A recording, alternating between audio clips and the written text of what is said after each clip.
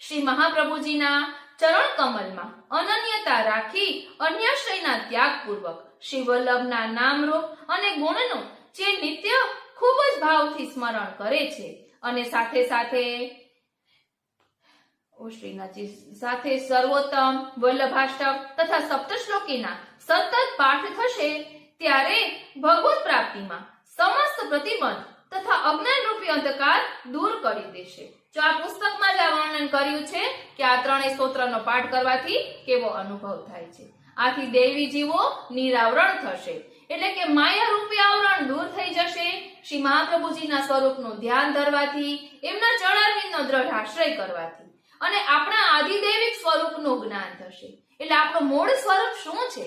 આપણે ભગવાન કૃષ્ણથી વિખૂટા પડીએ હજારો વર્ષોનો સમય વ્યતીત થવાથી ભગવાનની પ્રાપ્તિને માટે હૃદયમાં જે તાપ ક્લેશનો આનંદ થવો જોઈએ તે જેને તિરોધાન થયો છે એવો હું જીવ ભગવાન કૃષ્ણ શ્રી ગોપીજન વલ્લભને દેહ, ઇન્દ્રિય, પ્રાણ, અંતઃકરણ, તેના ધર્મો, પતિ, ઘર, પુત્રી, કુટુંબ, ધન, આલોક અને પરલોક આત્મા સહિત સમર્પણ કરું છું. હું દાસ છું, હે કૃષ્ણ, હું તમારો છું. એટલે આપણને આજે બધું પ્રાપ્ત થયું છે એ આપણા શ્રી ઠાકોરજીનું જ છે.